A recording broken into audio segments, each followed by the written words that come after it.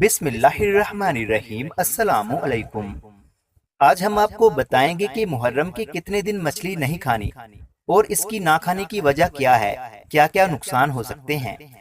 محرم سے 5 دن پہلے سے لے کر امام حسین علیہ السلام کے صوم تک یعنی 13 محرم تک مچھلی کھانے سے دوری اختیار کریں، کیونکہ یہ ایام سادگی سے گزارنے کے ایام ہیں۔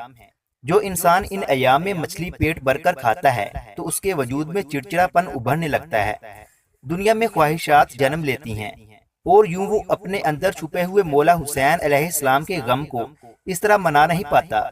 ہمیشہ بزرگان دین اور خصوصاً شاہ شمس تبریز سبزواری اور ان کی اولاد صدیوں سے یہ فرماتی آ رہی ہے کہ محرم سے 5 دن پہلے سے لے کر 13 محرم تک مچھلی کھانے سے دوری اختیار کرو اور یہ دن سادگی سے گزارو، اور اگر سیاہ لباس پہنے زمین پر سوئیں تو اللہ کی دربار میں تمہارا ایک الگ مقام ہوگا، اور جتنا ہو سکے امام حسین علیہ السلام کے قاتلوں پر لعنت کرو اور امام حسین علیہ السلام کی مظلومیت کو یاد کرو۔